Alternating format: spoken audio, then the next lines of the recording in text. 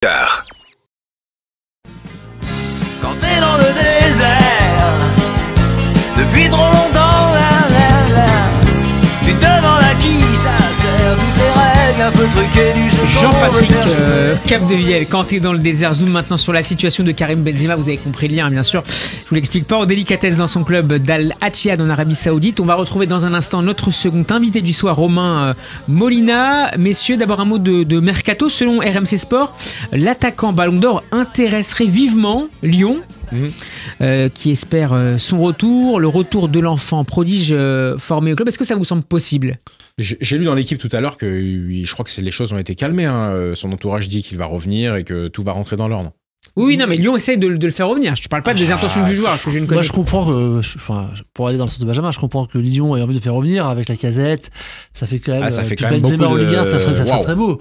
Donc, et tu penses que c'est un coup de com', qui n'a aucune chance de se réaliser Je pense que ça peut pas s'arrêter. Je vois pas comment Benzema, avec tout l'aspect hors football qu'il a mis en avant pour signer en Arabie Saoudite, peut partir au bout de 6 mois.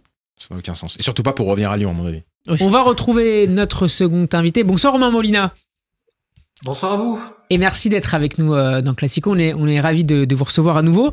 Un mot d'abord avant de parler plus largement du championnat saoudien sur ces rumeurs autour d'un départ de Karim Benzema d'Arabie Saoudite et d'une arrivée éventuelle à Lyon. Ça vous paraît crédible, possible ? À moins que l'Olympique Lyonnais gagne au loto, je vois pas comment ça va être possible déjà financièrement. Et puis surtout, il a un contrat qui dépasse le cadre sportif en Arabie Saoudite.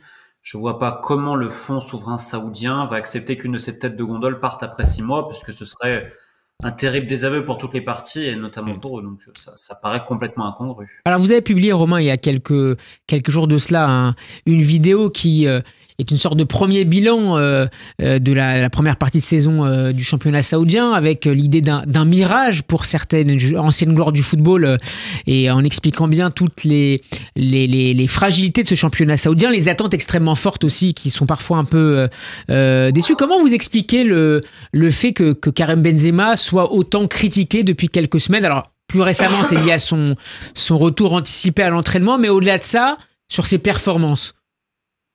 Bon, déjà, il a rejoint un club Al-Ittihad qui fait partie des 4 grands clubs saoudiens. Donc, c'est un des 2 grands clubs de Jeddah qui est champion l'an dernier, mais qui a traversé une crise incroyable depuis une grande décennie. Je rappelle qu'en 2018, le prince héritier d'Arabie Saoudite a épongé les dettes de quasiment tous les clubs saoudiens. Ils avaient 80 millions de dettes. Et l'été dernier, ils avaient encore plus de 20 millions de dollars. Donc, je ne sais pas ce qu'ils font de l'argent. C'est une bonne question. C'est un club très instable qui est en milieu de tableau du classement saoudien, qui ne répond absolument pas aux attentes. Donc, ça dépasse évidemment le statut de Benzema. C'est malheureusement triste à dire, mais c'est peut-être l'un des clubs les plus borderline et bordéliques, excusez-moi l'expression, du football saoudien. Donc c'est pas tellement étonnant. Maintenant, c'est une tradition saoudienne. Quand un étranger qu'on paye rubis sur ongle assez cher, ça se passe pas exactement comme on veut, oui, médiatiquement, parce que c'est un pays comme tant d'autres, comme la Turquie, comme la France, comme de partout, quoi. Il y a beaucoup d'exigences. Ça va. Si vous êtes bien, vous allez être encensé. Et puis quand ça va un peu moins bien, c'est pareil. Ce qu'on a vécu avec Neymar en France. Ce qu'on a vécu avec Neymar en France. Ce que Romain décrit là, c'est pareil. Tu payes un joueur très cher, t'attends un retour sur le terrain. Est-ce que vous diriez, Romain, qu'il s'est simplement trompé de club ? Disons que s'ils sont en moitié de classement, il n'y a pas que lui sur le terrain. Il y a aussi N'Golo Kanté, Fabinho et tant d'autres. Ils veulent déjà changer des joueurs étrangers. Ils ont ramené un nouveau coach, Marcelo Gallardo. Oui. Déjà, ils ont changé pas mal de choses. Ils continuent de le faire. Il y a eu le problème avec le brassard de capitaine. Enfin, comme je vous ai dit, c'est pas un club qui est facile en termes de stabilité, contrairement, on va dire, à Al Hilal et Al Nasser, qui sont les 2 grands clubs de Riyad, qui là, on remarque, il n'y a pas de polémique liée aux joueurs étrangers là-bas, que ce soit pour Cristiano Ronaldo, Sadio Mané, etc. Pourquoi ? Parce que c'est des clubs qui sont beaucoup mieux gérés. Malheureusement, en Arabie Saoudite, on veut tout d'un coup, sauf qu'il y a des clubs qui n'ont pas forcément les structures pour d'un coup être au top niveau. Est-ce qu'on pourrait imaginer un transfert, j'allais dire, interne de Benzema, qu'il puisse rejoindre un des 2 clubs de Riyad, compte tenu des équilures aussi qui sont apportés pour que... Ils ont déjà fait ça dans le passé. Oui. Quand il y a un joueur étranger, des fois ça se passe pas bien dans un club, ils vont le prêter ailleurs et tout. Maintenant, je pense qu'il y a aussi beaucoup de considérations politiques qu'on ne maîtrise pas.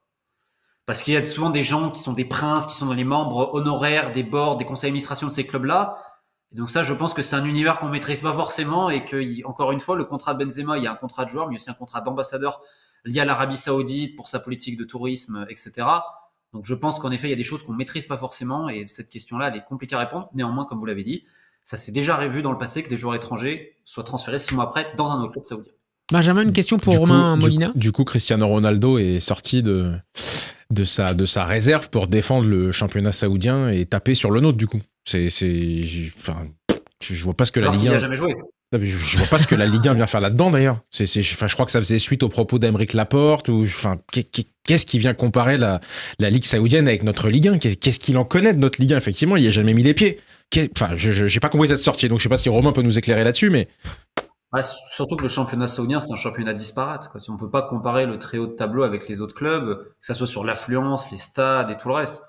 Donc c'est un championnat qui est en construction, c'est un bon championnat au niveau asiatique, c'est certain, puisque il y a quand même tous les clubs saoudiens se sont qualifiés en huitième de finale de la Ligue des Champions asiatiques, c'est quand même un signe. Par exemple, il n'y a aucun club du Qatar en comparaison. Mais les comparer à un championnat européen alors que le style de jeu est complètement différent, déjà je trouve pas que ça a vraiment de sens, honnêtement. Et surtout la Ligue 1 pour le coup, parce qu'il n'y a jamais joué. Donc. Mais est-ce qu'il va pas de la Ligue 1 pour les, entre guillemets, dans le côté un peu contre le Qatar par rapport à l'Arabie Saoudite, puisqu'on sait que... Peut-être. Après, Al Hilal, c'est un très beau club. Al Hilal Al Nasser, c'est des clubs qui, en Europe, ils peuvent, sans problème, je pense, pourquoi pas aller titiller quelques clubs en Conference League, quoi. Mais le reste, on va être honnête, c'est quand même un peu plus limité. Cette déception, elle est également forte parmi les supporters du club, au-delà des dirigeants concernant Benzema. J'en parle avec certaines personnes que je connais en Arabie Saoudite, et oui, mais c'est une frénésie parce que c'est dans tous les pays du monde, on l'a dit, mais alors a fortiori dans des pays où le foot prend une place aussi importante dans la vie quotidienne des gens. On peut penser par exemple au championnat turc. Quand vous êtes bon, vous êtes une idole, mais alors quand ça va pas, surtout dans les matchs en jeu, parce que ce qu'on est reproché à Benzema, c'est ses performances très neutres face aux très gros. On va dire dans les matchs, je veux dire, qui comptent double presque. Donc voilà, mais après c'est plus quelque chose de général. Oui, les supporters s'en peut-être à autre chose, mais on peut aussi, il y en a qui sont très déçus parce que Neymar est arrivé, il s'est blessé. Voilà, pour le moment la seule grosse star qu'ils ont eu qui fonctionne, c'est Ronaldo. Et encore Ronaldo, il y a eu des moments où il était aussi un petit peu critiqué quand même, faut pas oublier. Alexis, non mais moi j'avais une question, c'était comment dans tout ça, parce que encore une fois sur Benzema, ce qui est intéressant par rapport aux autres joueurs européens, c'est que lui il y a une dimension religieuse dans son choix, ce qu'il a dit, ce qu'il a mis en avant. Et puis on arrive à supprimer son compte Instagram, donc comment ça va loin quoi par rapport aux attaques qu'il a sûrement ou par rapport à sa manière de réagir. Ça c'est la seule chose que je sais, parce que je suis pas dans sa tête, c'est que quand il est arrivé, très mauvaise nouvelle, c'est qu'il en est le brassard de capitaine, et ceux qui étaient là, les 4 de l'an passé qui décrochent le titre, l'ont pas accepté. Donc déjà il y avait des conflits internes, etc. Maintenant en effet son choix, mais je crois qu'il y a d'autres joueurs aussi qui ont expliqué que voilà, de par la foi, etc. pour le pèlerinage et toutes ces raisons, ça les incitait à rejoindre l'Arabie Saoudite. Mais en effet, les proportions que ça prend vis-à-vis de Benzema, c'est absolument colossal. Maintenant, là, il y a un apaisement voulu. Je crois qu'une des personnes l'a dit, qu'en effet, son entourage et tout le monde dit, voilà. Pour toutes les parties, un départ n'est pas envisageable, parce que même pour Benzema, ce sera un échec, et pour l'Arabie Saoudite aussi. Donc, y compris en fin de saison, là, il est peut-être un peu tôt pour en parler, mais en fin de saison, un départ est envisageable ou ça semble impossible compte tenu de moi, je suis sûr politique. S'il fait quelques gros matchs, tout le monde va dire, oh, quel joueur incroyable, le Ballon d'Or est de retour. Donc, je pense qu'on va attendre un petit peu, parce qu'il suffit de pas grand chose pour qu'Al Ittihad retrouve quelques couleurs. Il y a le nouveau coach aussi qui est arrivé il y a pas longtemps. Ils veulent recruter de nouveaux joueurs, en faire partir d'autres. Donc, je pense que la deuxième partie de saison, parce qu'il y a une longue trêve en Arabie quand même. Ouais. Ça recommence qu'en février, si je dis pas de bêtises. Donc, bon. Et on peut s'attendre à une nouvelle vague de transferts cet été de manière assez remarquable, ou en tout cas assez spectaculaire. Ils veulent renforcer les autres clubs, notamment. C'est-à-dire les clubs un peu moyens, etc. Mais après, ça pose des questions, parce que l'adaptation à Riyad et Jeddah, je pense qu'en effet, il y en a plein, il n'y aura pas de problème. Ceux qui sont vers la frontière du Bahreïn, donc qui vont habiter au Bahreïn aussi, je pense que ça correspond à certains standards. Mais il y a d'autres coins en Arabie Saoudite un peu plus reculés. Alors, pour certains joueurs, il peut y avoir un certain choc culturel. Pareil sur l'accompagnement, les structures. En fait, c'est un championnat qui est assez inégal. Il y a des clubs qui sont très supportés, il y en a d'autres qui font 1000 ou 2000 personnes. Donc, pour des joueurs qui sont habitués à certaines choses en Europe, ça peut être un peu compliqué. Et eux, ils veulent renforcer ces clubs-là. Donc, avoir les profils qui vont être sélectionnés. Ouais, mais il va y avoir du moment cet été, c'est certain. Ça me fait rebondir un peu sur le transfert de Lodi pour un peu plus de 20 millions d'euros de Marseille en Arabie Saoudite. Latéral marseillais. Ce qui est hors de la période des transferts classiques pour l'Arabie Saoudite. Donc comment on peut expliquer, interpréter ce transfert avec ce montant qui est quand même très important? Surtout qu'Al Hilal, c'est un très bon club qui vise la Ligue des Champions asiatiques encore. Là, l'année dernière, ils avaient perdu face au club japonais, ils ont perdu la Coupe arabe également face à Al Nasser, mais c'est quand même la structure de l'équipe nationale saoudienne, c'est Al Hilal. Ils ont été champions, je sais pas combien de fois de suite.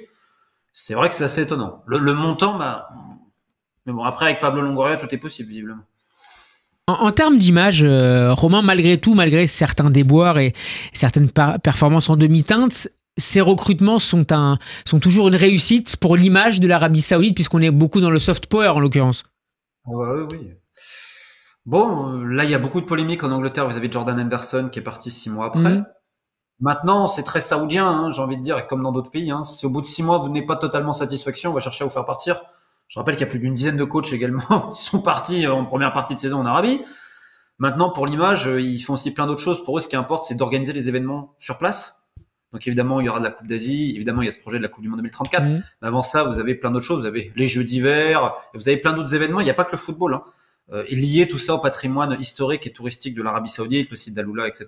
Donc en fait, ils essayent de tout corréler. On voit du catch, on voit de la boxe, on voit du golf, du tennis. Enfin, donc c'est pas que le football, et c'est surtout ça qui les importe, c'est de faire venir les gens en Arabie. Et maintenant, en effet, les joueurs de foot, ça correspond. Parce que vous pouvez me regarder sur le compte du ministère du Tourisme d'Arabie Saoudite ces dernières années, même avant l'arrivée de ces grands noms.